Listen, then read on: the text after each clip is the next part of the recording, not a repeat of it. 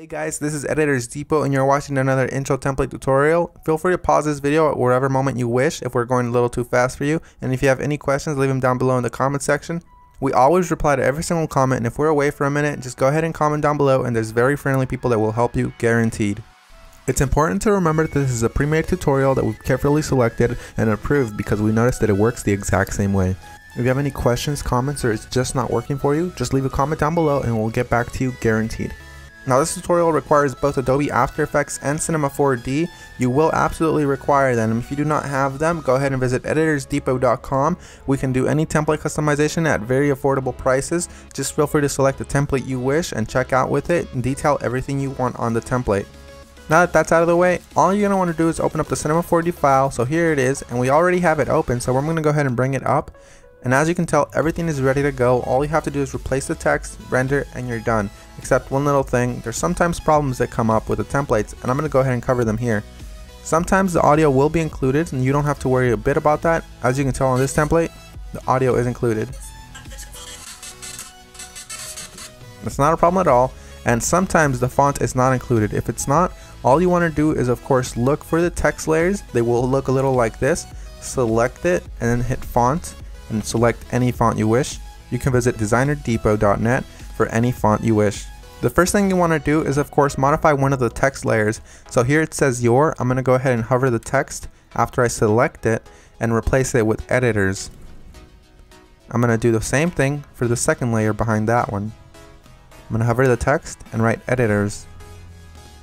Now that that's done, I'm going to go ahead and render preview. And as you can see, it says editors, everything is 100% fine. You do the exact same thing for the bottom layers. I selected both at the same time. I'm going to replace it with Depot. Once I go ahead and render preview, it looks amazing and I'm happy with it. I'm 100% happy with the colors because it's red and Editors Depot is red, but if you're not happy with the colors, you can simply come down below, double click it, and make any modifications you wish, whether it's make it green, make it blue, or blend it all together and make a little purple. I'm going to go ahead and keep it this way, and I'm going to go ahead and go to my render settings now. Once you're in the render settings, you're going to want to make sure that your width and height is set to 1920 x 1080 if you have a very good computer or decent computer and you have time. If you have a slow computer and you probably don't have that much time, you make sure you set it 1280 by 720. You want to make sure you tick all frames, and then you go to save. You make sure it's as a PNG sequence for a faster render that does not reduce quality at all.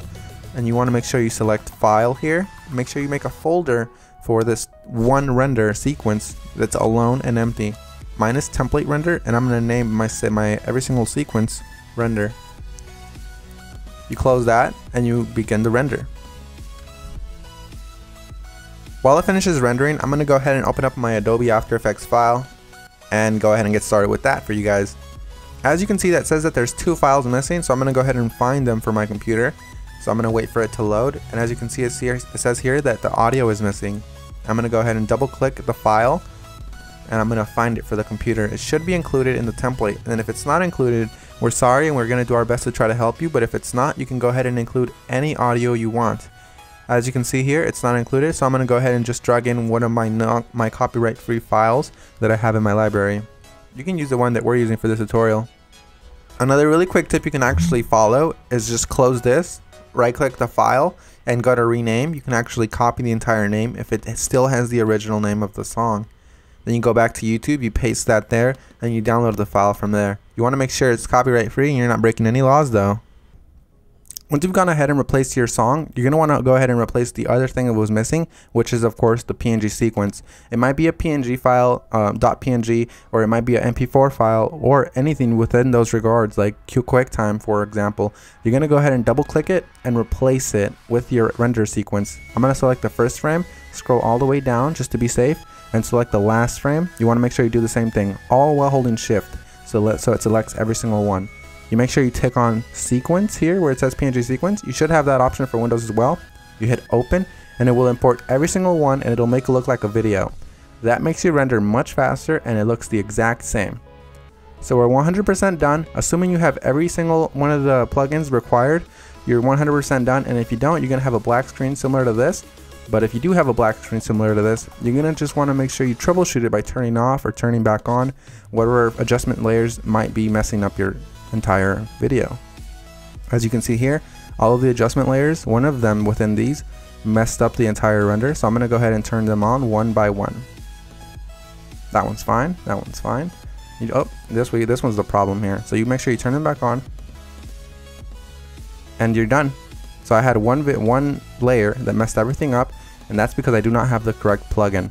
You want to make sure you fix that, and you want to make sure you don't run into that problem again. And finish the composition by adding it to the media encoder queue. That pretty much summarizes our video, guys. I hope you all enjoyed it, and if you did, remember, drop a thumbs up if you liked it. Drop a thumbs up if you are a fan of us and you like what we're doing. And guys, we really appreciate every single one of you from the bottom of our hearts. We really appreciate every single one of you guys, whether you're liking this video, disliking, or you just left and you didn't even watch this tutorial, guys. Hope you all have an amazing day, and as always, this is Maurice. Visit EditorsDepot.com for any customization of templates, and have an amazing day. Take care, guys.